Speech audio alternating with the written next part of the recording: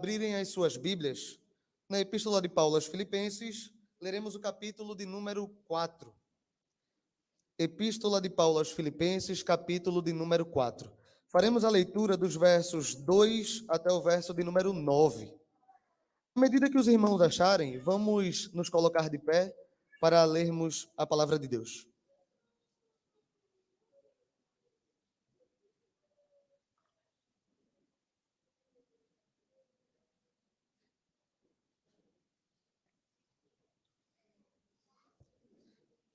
No culto público, nós chegamos a Deus, oramos, falamos com Ele, louvamos para glorificá-lo, pedimos a Ele que perdoe nossos pecados, adoramos por meio dos dízimos e ofertas.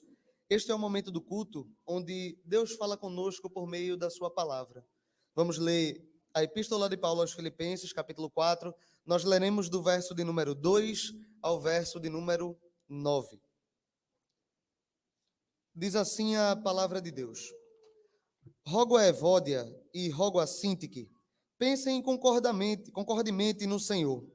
A ti, fiel companheiro de jugo, também peço que as auxilies, pois juntas se esforçaram comigo no Evangelho, também com Clemente e com os demais cooperadores meus, cujos nomes se encontram no livro da vida. Verso 4.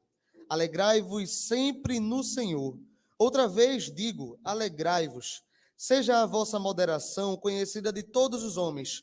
Perto está o Senhor. Não andeis ansiosos de coisa alguma. Em tudo, porém, sejam conhecidas diante de Deus as vossas petições, pela oração e pela súplica, com ações de graças. E a paz de Deus, que excede todo o entendimento, guardará o vosso coração e a vossa mente em Cristo Jesus. Versos 8 e 9. Finalmente, irmãos, tudo o que é verdadeiro, tudo o que é respeitável, tudo o que é justo, tudo o que é puro, tudo o que é amável, tudo o que é de boa fama, se alguma virtude há e se algum louvor existe, seja isso o que ocupe o vosso pensamento.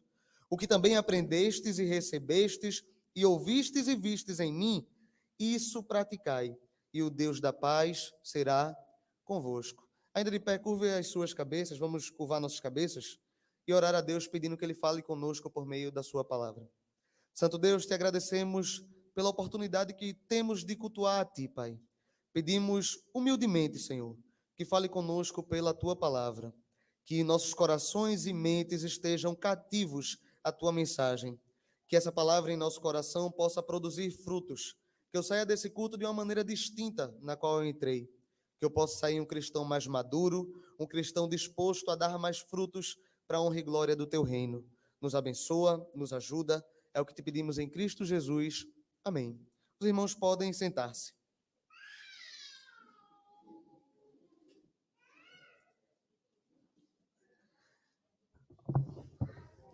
Há alguns meses, acho que por volta de 2 meses já, nós estamos estudando a Epístola de Paulo aos Filipenses. Vimos algumas introduções a respeito da epístola, mas é bom sempre lembrar o contexto na qual a carta foi escrita.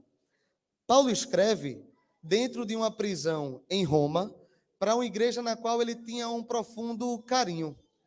Essa é uma das epístolas conhecida como cartas da prisão ou epístolas da prisão. A igreja de Filipos, ela foi criada pelo apóstolo, quando a gente olha lá no livro de Atos, na segunda viagem missionária, Paulo e seu companheiro Silas, eles vão até a cidade de Filipos. Naquela ocasião, creio que os irmãos vão lembrar, acontece que existe uma escrava que rendia altos valores ao seu senhor, praticando adivinhação. Paulo, ele repreende aquele espírito daquela mulher e ele é levado para a cadeia porque o seu senhor, o senhor da mulher, não gostou de perder os seus rendimentos. Foi naquela passagem, lá na cadeia, onde Paulo e Silas cantam a Deus e acontece um terremoto, eles são libertos e o carcereiro que ali está é salvo junto com a sua família. Ali é dado o início da igreja de Filipe. Igreja essa que Paulo tinha profundo carinho. A situação aqui é que Paulo ele padecia de necessidade, preso em Roma, e a igreja envia Epáfras com a oferta para ajudá-lo. Paulo escreve uma carta como se fosse um recibo, digamos assim, agradecendo à igreja pelo auxílio, pelas ofertas e dando admoestações que são muito pertinentes para a igreja em qualquer período da história. No capítulo anterior, a gente vai começar o estudo do capítulo 4. No capítulo 3, o reverendo Cláudio pregou, e temas pertinentes também cairão sobre o capítulo dessa semana e da vindoura. Vimos que, além dos problemas que existem em toda igreja, a igreja de Filipos estava sendo bombardeada com dois grupos que pregavam doutrinas diferentes e queriam ganhar os corações dos irmãos, por assim dizer. Por um lado, tínhamos os legalistas, que pregavam para aquela igreja insistentemente que elas encontrariam salvação por meio da lei. Paulo ensinava o evangelho, quando Paulo se retirava, os legalistas chegavam na igreja e diziam que era necessário algo a mais para se chegar à salvação, que a fé não era suficiente, mas a lei era suficiente para salvá-los. Por um lado, tinha o grupo dos legalistas, que importunavam a igreja. Por outro, tinha o grupo dos libertinos, que pregavam que você poderia ter uma vida desmedida, sem nenhum tipo de lei ou regra, porque agora estamos em outra época, digamos assim, e podemos viver de maneira mais desmedida possível. Note que ambas as doutrinas são extremistas e ambas não representam o evangelho de Cristo. Se você olhar no capítulo 4, verso 1, um pouquinho antes do que a gente leu, Paulo encerra aquela epígrafe dizendo: meus irmãos, amados e muito saudosos, minha alegria e coroa, sim, amados, permanecei deste modo firmes no Senhor. Paulo disse: olha, diante de todo o vento de doutrina que bate contra vocês, o meu pedido, como quem pede a um amado em Cristo, é que vocês permaneçam com a fé firme, uma fé sólida, uma fé que ela é amparada no alicerce firme que é Cristo Jesus. Esse foi o pedido de Paulo ao fim do capítulo 3. A partir do verso 2, irmãos, e já entrando no texto que nós iremos discutir essa noite, peço que você deixe a Bíblia aberta para que a gente possa acompanhar verso a verso. Nos versos de número 2 e 3, nós vemos que existe um problema dentro da igreja que não é a doutrina que vem de fora, mas são problemas internos da igreja. Além de ataques externos, existiam problemas dentro da igreja. Olha o que é dito nos versos 2 e 3. Rogo a Evódia e rogo a Sintique, pensem concordemente no Senhor. A ti, fiel companheiro de jugo, também peço que as auxilies, pois juntas se esforçaram comigo no Evangelho, também com Clemente e com os demais cooperadores meus, cujos nomes se encontram no livro da vida. Note que nos primeiros versos, além desses problemas externos, estavam havendo problemas de desentendimento dentro da igreja de Filipe. Problema esse que é extremamente atual dentro das igrejas modernas. Qual é a igreja que não padece com pelo menos um desentendimento de irmãos dentro da sua membresia? Isso acontece dia após dia nas igrejas mais diversas dentro do nosso país e mundo afora. Desentendimentos, contendas, são coisas que racham a igreja de dentro para fora. Paulo ele se preocupa com essa situação, a ponto de mandar Epáfras chegar àquelas irmãs e pedir que elas possam se reconciliar e parar com esse tipo de briga. Ele pede que essas irmãs, elas pensem de maneira concorde, que elas possam ter um pensamento, que elas possam estar juntas. A briga racha a igreja. O partidarismo, ele racha a igreja. E aqueles que estão na liderança, no caso aqui o apóstolo Paulo, ele tem que batalhar dia após dia para que essas dissensões sejam eliminadas desde o início. Esse é um problema que afligia a igreja e não era de fora. A própria igreja tinha uma doença, que era a briga entre os irmãos. Para piorar, essa briga era entre duas mulheres que foram cooperadoras no início dessa igreja. A gente sabe, isso é uma realidade de muitas igrejas, que homens que não se dispõem a trabalhar, as mulheres arregaçam as mangas e fazem o trabalho. Quantas igrejas foram plantadas com mulheres que se dispuseram a ir começar uma SAF, começar um grupo de oração, e ali foi feita uma congregação com alguns pastores que depois chegaram. Aqui, mulheres que eram piedosas, crentes, que trabalharam na fundação da igreja, estavam brigando por motivos que não eram viáveis, que atrapalhavam o crescimento do evangelho. Paulo diz que isso não deve ser feito. A pergunta que fica, irmãos, é como nós devemos agir diante dessa situação. Devemos olhar para a Bíblia e extrair dela o máximo de ensino possível. A Bíblia ela é a palavra de Deus para Filipos, nesse caso, mas também é para a nossa igreja em Ouro Preto. Diante de uma situação de contenda, o que é que nós, como crentes, podemos fazer?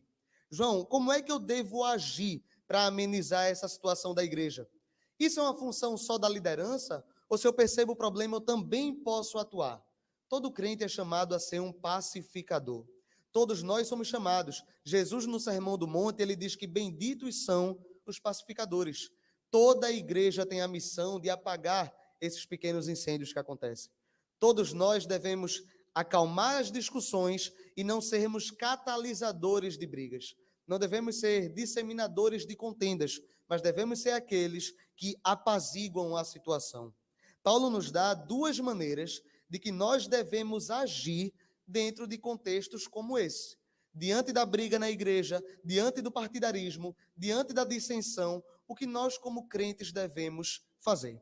Paulo nos dá 2 pontos. O primeiro, você vai notar no verso 3. No verso 3, olha, Paulo está falando para Evódia e Sintique, no 2, e no 3 ele diz: a ti também, fiel companheiro de jugo, peço que auxilie elas dentro dessa discussão. Não sabemos a quem ele está falando, provavelmente é Epáfras que está levando a carta.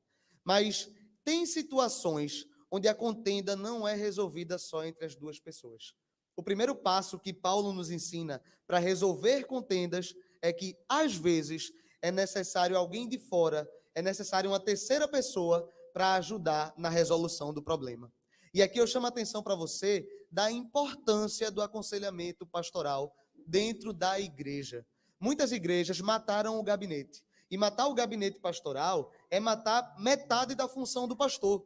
A gente vê o pastor como aquele homem que prega no domingo, que ensina na escola dominical, que está nos cultos de doutrina, mas o pastor ele tem que estar perto do rebanho, aconselhando o rebanho, ajudando, entendendo as demandas. Então, dentro de contendas, é importante que, se os irmãos não se entendam, que alguma terceira pessoa que veja o problema chegue na situação e busque a reconciliação.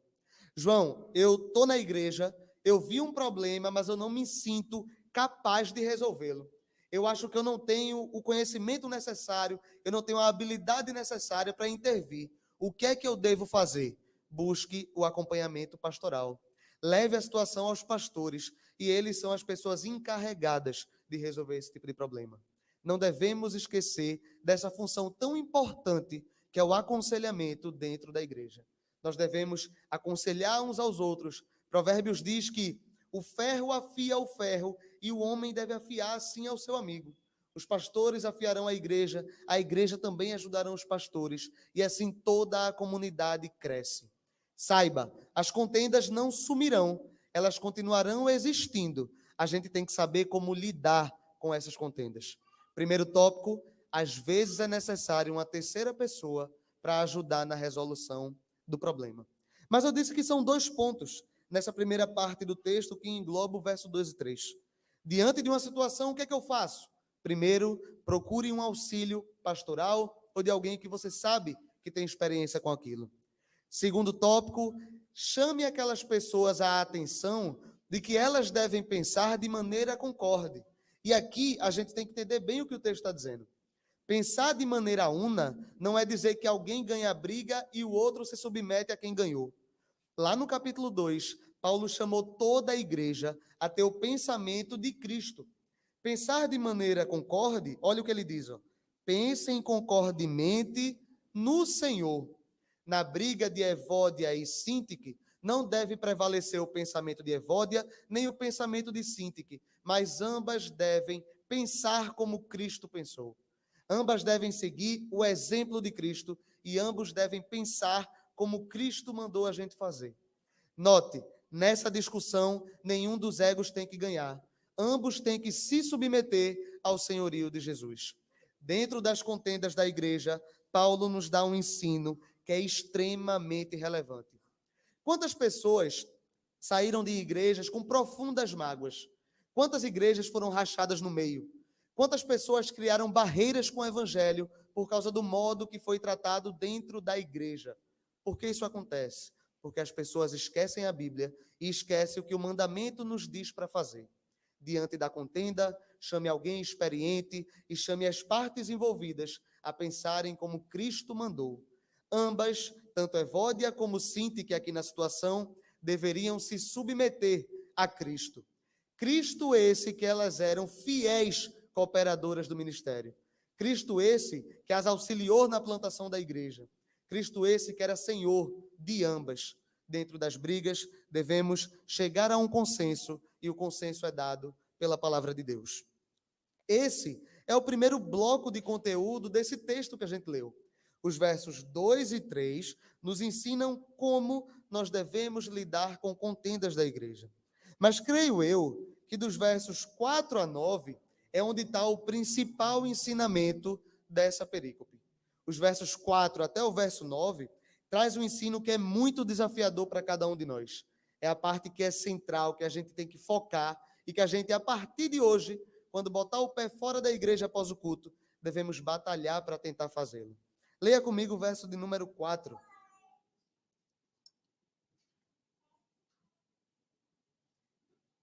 Filipenses capítulo 4, verso 4. Paulo olha para a igreja e faz um pedido que é extremamente difícil de ser seguido.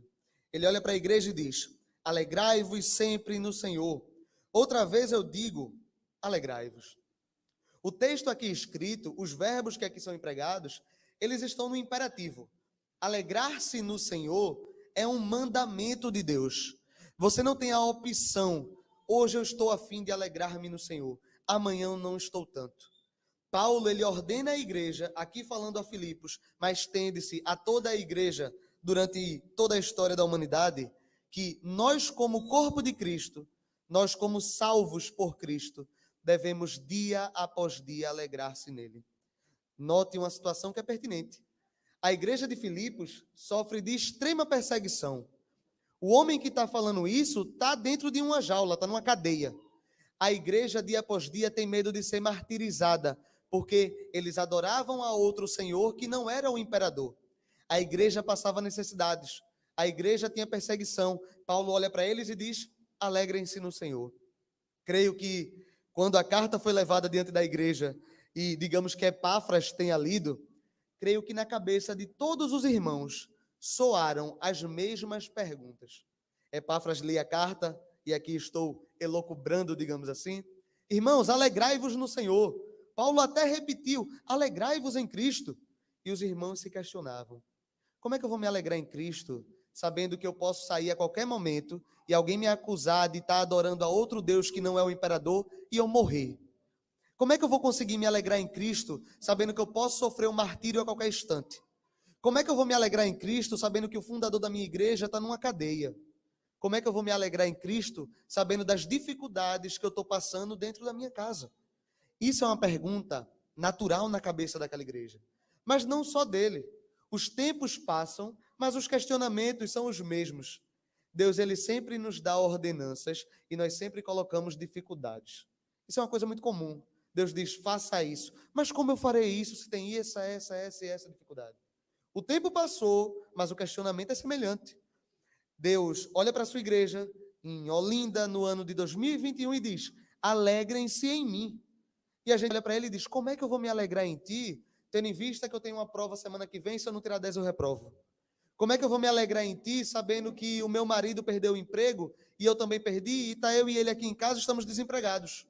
Como é que eu vou me alegrar em Deus, sabendo que a gente está passando necessidade, e a gente tem um menino pequeno dentro de casa? Como é que eu vou alegrar-me em Deus, tendo em vista que eu tentei uma seleção para um trabalho e eu não consegui? Como é que eu vou alegrar-me em Deus se meus pais morreram? Se a doença chegou na minha casa, se a peste atingiu o meu corpo, como eu vou alegrar-me em Deus? Dia após dia fazemos as mesmas perguntas. Como eu posso me alegrar em Deus? E parece que a gente diminui o que Deus fez por nós. Se a gente para, bota a cabeça no lugar por um instante, isso acaba. Pense de onde você veio. Eu era pecador, ainda sou, escravo do pecado. Estava caminhando vendado em direção ao inferno. Deus, porque Ele quis, sem mérito nenhum, Ele me tirou do caminho da perdição. Eu era inimigo dele, ele me colocou na sua mesa. Eu era inimigo, ele me fez filho, me deu a salvação, me livrou da escravidão do pecado, mas eu estou dizendo que eu não posso me alegrar nele, por causa de uma situação cotidiana. Eu estou dizendo que eu não posso ser feliz com aquilo que ele me deu, porque ele não me deu o emprego que eu queria, um salário maior. Deus, ele fez tanto por nós, e a gente não consegue se alegrar nele, pelo mínimo. Colocamos todo tipo de questionamento. Os tempos mudam, mas as perguntas não. Sem dúvida, irmãos, no mundo em que vivemos, ser alegre em Deus é complicado. Vivemos em um mundo de desilusões, de promessas falsas, de uma grande pregação do descontentamento. Dia após dia, pessoas não são satisfeitas com o que têm. Elas são estimuladas a serem descontentes com o que têm. O mundo em que vivemos é esse. É um mundo de pessoas que sofrem emocionalmente, que têm as suas vidas abaladas. E diante disso, ser alegre é muito difícil. Ser alegre é um desafio. Seria mais fácil chegar para essa pessoa e mandar ela ter um costume legalista. Ela faria com mais facilidade do que alegrar-se em Deus. Eu chamo a atenção de vocês para uma pergunta que é justa. Você pode dizer, João, é mandamento de Deus para eu me alegrar nele. Mas uma pergunta natural é, o que é essa alegria que eu encontro em Deus? O mundo ele está cheio de promessas de felicidade. Você anda numa grande metrópole, você encontra 3 ou 4 anúncios lhe vendendo alguma coisa que no fundo ele quer lhe vender um tipo de felicidade. Todo o marketing desse século pensa em vender felicidade. E isso é prático. Eu, por exemplo, eu vendo curso de preparatório vestibular, eu sou professor, eu ensino pessoas para o vestibular. Mas, no fundo, quando a gente pensa em estratégia, eu não estou vendendo um curso. Eu vendo a alegria que a pessoa quer quando vai ser aprovada. As pessoas pensam nisso. Um dentista, quando vende um procedimento, ele está vendendo a alegria de ter um sorriso restaurado. Não é isso? Então, as pessoas vendem alegria a cada esquina. Felicidade, felicidade, contentamento, alegria. Mas essa alegria, será que é a verdadeira? Existe um problema conceitual quando a gente pensa em alegria. O que é alegria? Citei algumas pessoas que escreveram sobre isso na história. Existe um filósofo holandês chamado Spinoza, e ele falava que a alegria tem a ver com a capacidade corporal da pessoa. Quanto mais o meu corpo ele é potente, eu tenho capacidades físicas, mais eu consigo ser alegre. Para Spinoza, a alegria tem a ver com meus dotes atléticos. E olha que conceito deturpado do que é alegria. Epicuro, um filósofo helenista que é muito mais famoso, ele dizia que a alegria não pode ser desassociada dos prazeres que nós temos. Quanto mais prazeres eu tiver na minha vida, mais alegria eu vou ter, porque a alegria está associada aos prazeres. E aqui a gente poderia passar horas, onde eu chamaria irmãos aqui da igreja, que poderiam citar os mais diversos prazeres que eles tiveram no mundo aí afora, e eles não eram felizes. Quantos prazeres as pessoas já tiveram na droga, no álcool, no sexo, no dinheiro, e esses prazeres não renderam a eles alegria. Porque isso não é o caminho da alegria. Alegria não é prazer. Kant, que é um filósofo mais moderno ali da linha iluminista, ele dizia que o ser humano ele só vai ser alegre quando todas as suas vontades e todos os seus desejos forem feitos como ele quer. A alegria para Kant é um delírio totalitário. A alegria para Kant é que eu tenha uma grande sorte de todas as minhas vontades serem satisfeitas e por isso eu vou ser alegre. Isso é um delírio totalitário. Eu quero ser um ditador e quero que tudo seja feito como eu quero. Isso é coisa ou de um ditador totalitário ou de uma criança mimada, que são extremamente semelhantes. São extremamente semelhantes. A alegria não está aí. A alegria não está em eu ter um corpo atlético, não está em eu ter os meus desejos atingidos, não está em eu explorar todos os prazeres do meu corpo. Quando a gente pensa em alegria, é natural lembrar da primeira pergunta do catecismo. Nós fomos criados para uma finalidade. Nós fomos criados para um propósito. E seremos alegres quando cumprirmos aquilo para que fomos criados. O catecismo ele questiona: qual é a finalidade principal do homem? Ele responde: o fim principal do homem é glorificar a Deus e ter a alegria, alegrar-se em Deus para sempre. Você consegue a alegria genuína quando você vive uma vida para a glória de Deus. Quando você dedica-se ao seu fim principal, você encontra a alegria. Agostinho, numa frase que é extremamente famosa, ele diz que Deus colocou no homem um vazio tão imenso que só poderia ser preenchido pelo próprio Deus. Você pode ter bilhões de reais, você pode ter as mais diversas parceiras ou parceiros para lhe dar o prazer que for.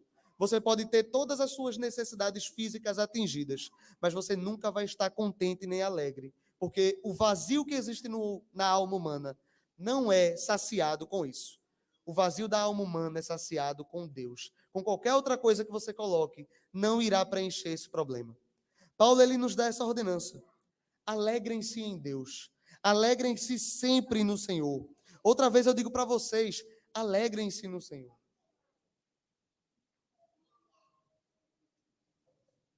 Mas Paulo, a situação é difícil, mas Deus lhe deu muito mais. Mas Paulo, eu não sei o que é alegria. Eu lhe explico o que é alegria.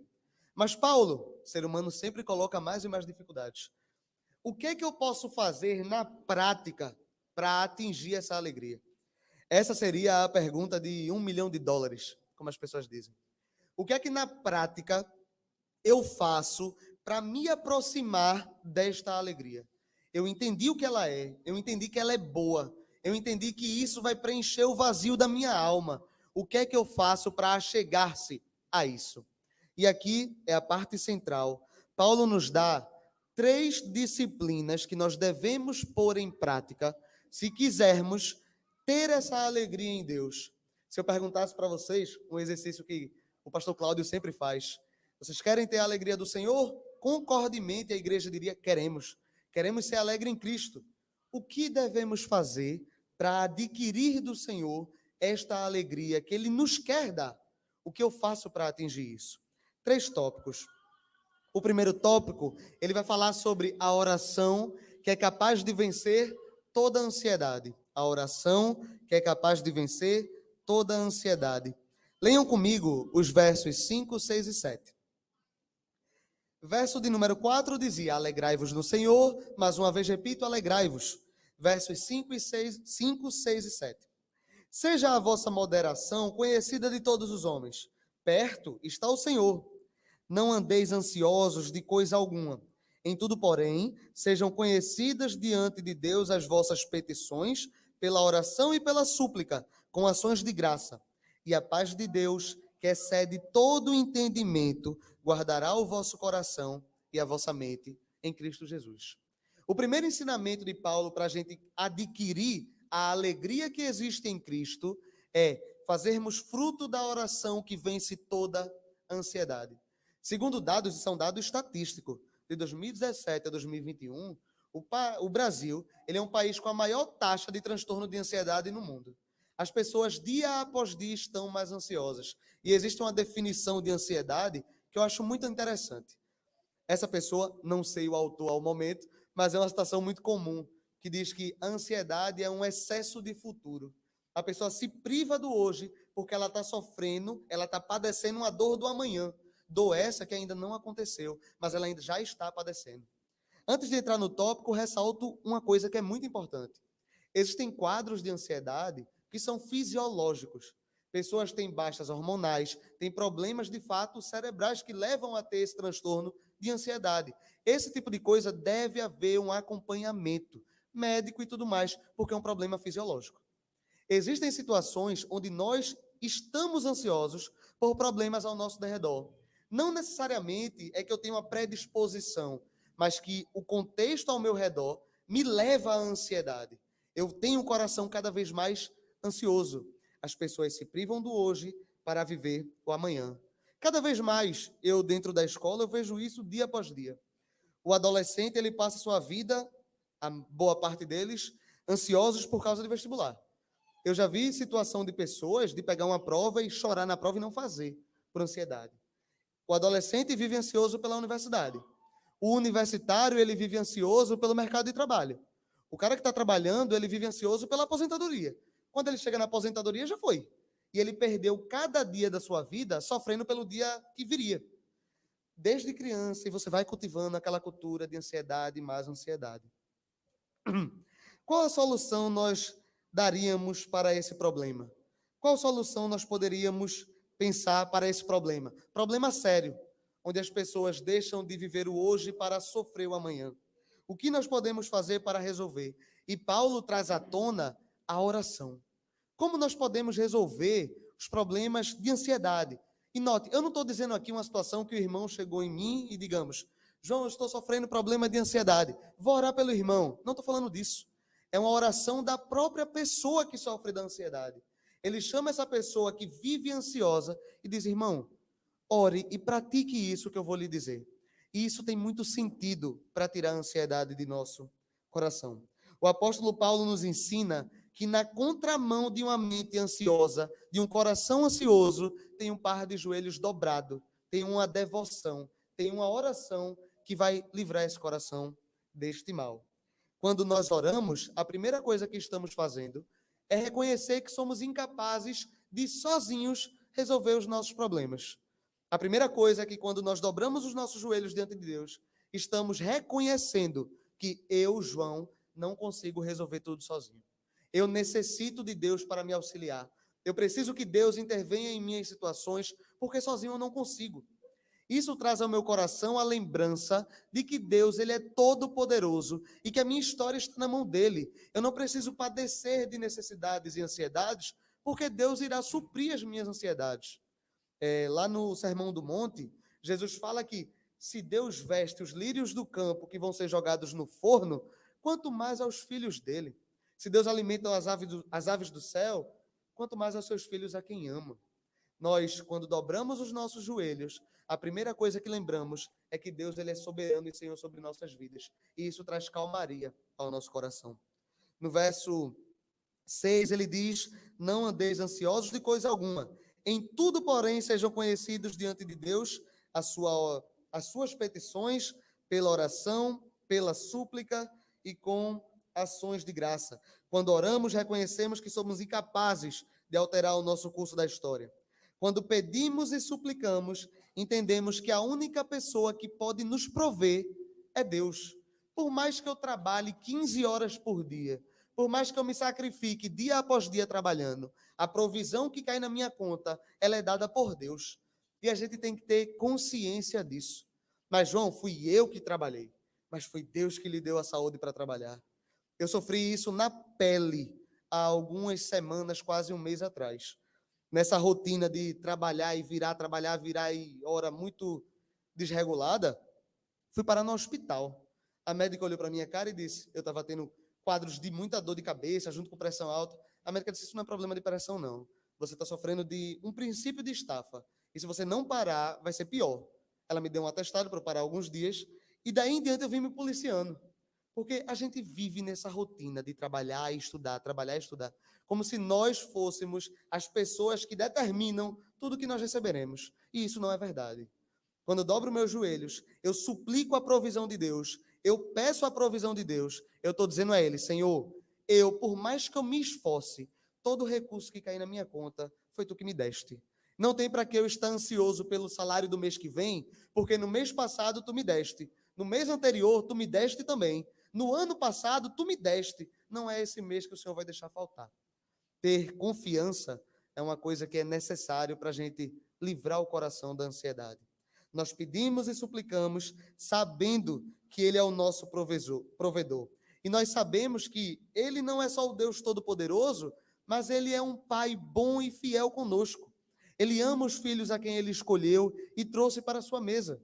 Se um pai mundano é capaz de dar bons presentes aos seus filhos, quanto mais o Pai Celeste. A primeira coisa que fazemos para dissipar a ansiedade de nosso coração é dobrarmos os nossos joelhos. E essa é a primeira arma para chegarmos à alegria. Como eu alcanço a alegria em Cristo? Orando, dobrando os meus joelhos e livrando meu coração da ansiedade. Esse é o primeiro passo. O segundo passo se encontra no verso de número 8. O primeiro era a oração que vence toda a ansiedade. O segundo é termos uma mente encharcada da bondade de Deus. O segundo tópico, para chegarmos à alegria que Cristo quer nos dar, precisamos encharcar a nossa mente com a bondade dele. E um fato é notório para todos. Se eu levar os irmãos no centro da cidade e a gente andar por meia hora, seremos bombardeados não da bondade de Deus a princípio, mas o que vai saltar aos nossos olhos é a pecaminosidade humana. Você vai ver crimes, roubos, mentiras, prostituição e tudo o que há de pior na decadência do homem. Dia após dia, nós somos bombardeados sobre a pecaminosidade da humanidade. Eu até brinco, dentro da minha casa, eu já acordo com as piores notícias possíveis. Que minha avó gosta daqueles jornais policiais. 6 da manhã, você abre o olho, a notícia já é a pior que tiver. Fulano esfaqueou, não sei quem. Aí eu olho para minha avó e digo, que bom dia maravilhoso esse, né? Você já abre o olho e fulano esfaqueou, não sei quem. A gente é bombardeado dia após dia de notícia ruim sobre notícia ruim. E isso não é um chamado à alienação. Não devemos ser alienados do mundo que nos rodeia. Devemos saber que o mundo de fato é mau, mas não dá para viver esse pessimismo crônico sendo bombardeado dia após dia só de pecaminosidade. Paulo nos chama no verso 8 a encher a nossa mente daquilo que é a bondade de Deus. Leia comigo. Finalmente, irmãos, tudo que é verdadeiro, tudo que é respeitável, tudo que é justo, tudo que é puro, tudo que é amável, tudo que é de boa fama, se alguma virtude há e se algum louvor existe, seja isso que ocupe o vosso pensamento. Como alguém pode obter a alegria que vem de Cristo? Primeira coisa, ore a Deus, livre-se dos problemas de falta de confiança nele. Segunda coisa, foque no como Deus é bom para conosco. Foque nas mensagens de Deus. Foque no próprio Deus. Encha a sua mente daquilo que é louvável, que é a virtude, que é a verdade. Isso é o que nós devemos colocar dentro de nós. Boas leituras, boas programações e não coisas que não ajudam. Dia após dia, como disse, somos bombardeados. Você está na rua numa parada de ônibus, toca alguma música que fala as maiores baixarias possíveis e você vai ficar meia hora com aquela música na cabeça. E eu estou sendo generoso ao falar meia hora, porque você passa uns 2 dias, aquela infelicidade está lá na sua mente. Você vai abrir, eu falo muito isso com o Júnior, você vai abrir uma pregação no YouTube. Você quer ouvir a palavra de Deus, você vai abrir a pregação. Mas antes vem uma propaganda que é uma mulher seminua rebolando, tocando uma música que é extremamente imprópria. Você está sendo bombardeado. Você não queria ser bombardeado com aquilo, mas foi. Você foi bombardeado. Paulo nos chama a ocupar o nosso pensamento com coisas que são virtuosas. Até porque nós iremos colocar para fora aquilo que também estamos colocando para dentro. Se eu estou dia após dia embebido em situações que são ruins e eu só encho minha mente disso, eu agirei desta maneira. Isso é um prato cheio para a ansiedade. Um prato cheio para a ansiedade é eu encher a minha mente das notícias piores que existirem. Essa minha avó que gosta muito das notícias da morte e destruição, dá 3 horas da tarde ela quer trancar toda a casa. Ela tem medo que a qualquer momento alguém pode invadir a casa. E por que ela tem tanto medo disso? É porque a região é perigosa? Nem tanto. É porque ela escuta tantas notícias sobre isso, que é impossível alguém atingir a alegria em Cristo sabendo da pecaminosidade que acontece dia após dia. É até saudável que a gente se inquiete e fique triste com essas notícias. Essa semana, teve um vídeo que, rolando o feed do Instagram, apareceu lá esse vídeo. Era uma situação deplorável. Eu assisti o vídeo, eu pensei que era mentira. Eu fui pesquisar uma notícia para ver se era real, porque eu não acreditei. Eu fiquei chorando de triste. Era um vídeo onde a mãe estava com uma de suas filhas, uma filha, no banco de trás do carro. Ela era separada do marido, pai da criança, tinham se divorciado. O marido estava em outro relacionamento, ela queria se vingar do marido. A mulher gravou um vídeo com a criança dizendo: quem é que vai se matar agora? Nós vamos nos matar. E a menina: não, mamãe, deixa-o para o papai. E a menina: não, mamãe, não. Ela prendeu a criança num carro e provocou um acidente numa BR. Isso é tão deplorável que eu pensei que era mentira. E eu fui pesquisar se isso era real, se tinha notícia. Era real. Graças a Deus a criança está bem. Graças a Deus a criança está bem. Ela veio a óbito, se não me engano. Mas veja como a humanidade é ruim. Como eu posso ficar alegre em Cristo se eu encho a minha mente dessas informações dia após dia? Eu tenho que mudar isso. Eu tenho que encher minha mente com o que é virtuoso, com aquilo que é respeitável, com aquilo que é justo, com aquilo que é puro, com aquilo que é amável, com o que é de boa fama, com o que tem virtude e o que louva a Deus.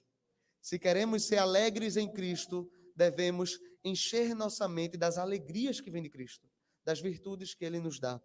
Primeiro ponto, devemos orar constantemente para fugirmos de ter um coração ansioso. Segundo ponto, devemos encher nossa mente com aquilo que é bom, com aquilo que é virtuoso.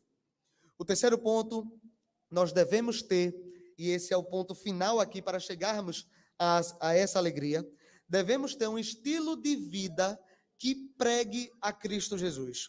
Leia comigo o verso de número 9. O que também aprendestes e recebestes, e ouvistes e vistes em mim, isso praticai, e o Deus da paz será convosco. Antes de ir para o 9, irmãos, volte comigo no verso 8, porque tem uma coisinha que é importante de ser mencionada. Na verdade, no verso 7. Passei ele, mas ele é importante. Ele falando sobre a oração e sobre as virtudes, ele diz: e a paz de Deus, que excede o entendimento, guardará o vosso coração e a vossa mente em Jesus Cristo. Por que fiz questão de voltar para falar dessa menção? Que ela é central. Quando a gente aplica esses pontos que Paulo está nos ensinando para alegrarmos-nos em Cristo, Paulo nos promete que o nosso coração e mente serão guardados pela paz que vem do Senhor. A palavra guardar aqui tem uma conotação militar. É aquele guarda que está diante de uma região que quando o inimigo vier, ele morre para guardar. Paulo está dizendo que quando a gente aplica esse ensino para se alegrar em Cristo, aquilo que vai nos proteger, tanto nossa mente quanto nosso coração, é uma paz que é vindoura do próprio Deus. Paz essa que a gente não pode explicar. O texto é claro em dizer, paz que excede todo o entendimento. É uma paz que só é obtida em Cristo Jesus. É uma paz onde o crente, ele está padecendo de necessidade, ele está com as suas contas atrasadas, ele perdeu o emprego ontem, ele está com problema no casamento, mas ele consegue deitar na cama dele e dormir em paz. Porque ele sabe que Cristo está diante das situações da vida dele. Quem é que guardará nosso coração e nossa mente dessas dificuldades e desses bombardeios? A paz de Cristo é o nosso guarda. A paz que Cristo nos dará é o nosso guarda. Volte ao verso 9, para encerrarmos. O que também aprendestes e recebestes, e ouvistes e vistes em mim, isso praticai, e o Deus da paz, ele será convosco. A primeira coisa que salta aos olhos aqui, que o pastor Cláudio mencionou no capítulo 3, é como Paulo ele se coloca como um exemplo para a igreja. E isso não é só porque ele é o apóstolo Paulo. Cada cristão dentro da igreja deve tomar para si a responsabilidade de ser um exemplo. Mas, João, eu não sou nenhum líder de ministério. Eu não atuo em nenhum... Não tem problema. Chegarão novos membros que ainda não conhecem a fé. E a principal pregação que eles terão do evangelho é a sua vida. Você acha que a principal pregação que você dá é falar do evangelho para as outras pessoas? Elas ouvirão. Mas se você prega o evangelho com a vida totalmente diferente, essa sua pregação não vale de nada. A principal pregação que nós damos é a nossa conduta, é a nossa vida. E Paulo ele sempre se coloca como exemplo. Olha, vocês aprenderam de mim, vocês viram eu fazendo, vocês escutaram eu falando. Ajam como eu ajo. Quantos de nós teríamos a coragem de olhar para alguém hoje e dizer, irmão, me imite porque eu estou imitando a Cristo? Entenda, ele não está sendo soberbo, ele não está sendo arrogante. Ele está olhando para a igreja e está dizendo, olha igreja, eu estou na cadeia, porque o meu ministério é imitar a Cristo. Assim como eu venho imitando a Cristo, pela graça que Ele me concedeu, me imite em fazer isso. Também siga o caminho de Cristo como eu estou seguindo. Quantos de nós teríamos essa capacidade de dizer, irmão, caminhe comigo como eu estou caminhando? Acho que nenhum de nós diríamos, não, eu diria, me imite como eu imito a Cristo. É pesado. É uma situação que não é fácil da gente se outorgar, mas é o que é pedido de nós. É exigido que nós sejamos exemplo. É exigido que nós vivamos aquilo que nós cremos. Perceba, qual é o objetivo disso? Ser alegre, ter felicidade. Não há nada mais agoniante, não há nada mais triste do que você professar ter uma vida e não a ter. Não há nada mais que mais angustie o coração do homem do que ele ter uma vida dupla, onde ele mantém um discurso, mas ele mantém outra prática, e a hipocrisia queima o coração daquele homem, e ele sofre dia após dia com aquela amargura. Não tem alegria de Cristo quando existe essa hipocrisia de vida. Paulo nos chama, no terceiro tópico, a termos uma vida como foi aprendido, como foi ouvido, como foi visto. Pratiquem isso que vocês aprenderam. Uma coisa é eu dizer que confio na provisão de Deus. Outra coisa é eu estar com as contas atrasadas e indo atrás, botando currículo, e não estar desesperado porque eu sei que Deus vai prover. São coisas diferentes. Mas, João, é a provisão de Deus. Mas um só está dizendo, o outro sentiu na pele. A experiência é distinta. Jó era o homem mais crente, digamos, da sua época. Mas depois de todo o sofrimento que ele passou, porque Deus assim o quis, ele diz que antes ele nem conhecia Deus só de longe. Agora ele sabia de verdade. Existe uma grande diferença entre você conhecer a Bíblia de modo intelectual e você conhecer o Deus da Bíblia na sua vida de maneira prática. A Bíblia não é um livro para ser lido só de maneira intelectual. Isso não é um artigo que a gente baixou numa revista científica e a gente quer entender o que esse artigo está dizendo porque foi uma pesquisa. Isso aqui não é isso. A Bíblia é a palavra de Deus para mudar e transformar a vida das pessoas. Esse texto, ele tem poder para transformar pessoas. Nós devemos ser as primeiras pessoas a nos deixarmos ser transformados por esse texto. Eu preciso me deixar que o texto me transforme. Eu preciso deixar que aquilo que eu professo como fé mude a minha prática diária. E por essa vida eu estarei pregando o evangelho de Cristo e terei a alegria que Cristo nos dá. Em resumo, irmãos, o que é que Paulo nos ensina na Epístola aos Filipenses, capítulo 4, de 2 a 9? A princípio, ele nos diz como devemos manusear as situações de contenda na igreja. Não devemos ser catalisadores das brigas, devemos ser pacificadores. Devemos chamar auxílio, chamar aconselhamento e chamar os irmãos a pensarem como Cristo mandou e a estarem submissos, como todos nós estamos, a Deus. Diante das contendas, esse é o mandamento que Paulo nos dá para que a gente possa seguir. Segundo, João, no mundo de tanta tristeza, de tanta agonia, de tanta dificuldade, como eu posso ter a alegria que provém de Deus? Como é que eu posso ter isso? Paulo nos diz: espante a ansiedade do seu coração com 2 joelhos dobrados no chão. Sofra, padeça na oração, peça, suplique a Deus, coloque diante dele as suas petições e você vai ver como isso transformará a sua vida. Segundo, encha a sua mente daquilo que é virtuoso. Encha a sua mente daquilo que é bom. As plataformas digitais, elas sempre são uma moeda de 2 faces. Tanto posso encontrar conteúdos péssimos dentro de uma internet, seja qual for, ou de site, seja qual for, como eu posso encontrar ótimos conteúdos dentro da mesma internet. Penere os conteúdos que você utiliza. Penere aquilo que vai entrar na sua mente. Escolha os conteúdos que você vai consumir. Não seja uma pessoa que está atrapalhando o seu processo de crescimento nisso. Então, permeie a sua mente com coisas que são boas e virtuosas. Por último, viva a vida que você professa crer. Se você crer de fato no Evangelho, se você crer que Cristo mudou sua vida e que você nasceu de novo, se você crer que foi salvo em Cristo Jesus, viva como digno dessa salvação.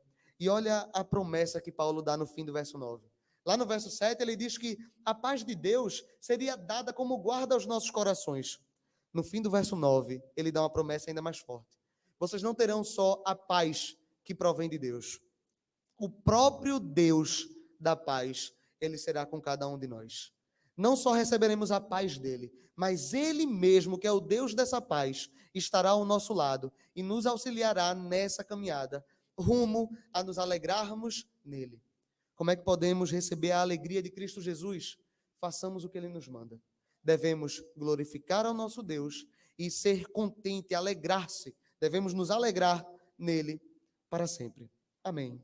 Vamos orar e pedir que Deus nos ajude nesse processo que não é uma caminhada fácil, mas que o Espírito Santo nos ilumine para que possamos prosseguir na vida cristã. Oremos ao Senhor. Santo Deus, diante de Ti reconhecemos que somos extremamente falhos, Pai. Somos pecadores caídos, dia após dia somos descontentes com o que Tu nos dá, Pai. Tu nos dá tantas coisas e mesmo assim somos mesquinhos e ingratos. Nos ajuda a ter um coração mais grato, um coração mais quebrantado, um coração menos ansioso, que nós possamos confiar totalmente em Ti, que nós possamos depender completamente de Ti, que nós possamos encher a nossa mente daquilo que é virtuoso e que o Senhor possa nos fazer amadurecer por meio disso. Também te pedimos, Pai, que a nossa fé não seja apenas um conhecimento intelectual, mas que nós possamos viver a fé que professamos, que nós possamos ser pregações ambulantes no mundo afora, que as pessoas olhem para nossas vidas e conheçam o Evangelho de Cristo em nossas vidas. Nos ajuda, nos fortalece e nos guia nessa caminhada. É o que te pedimos em Cristo Jesus. Amém.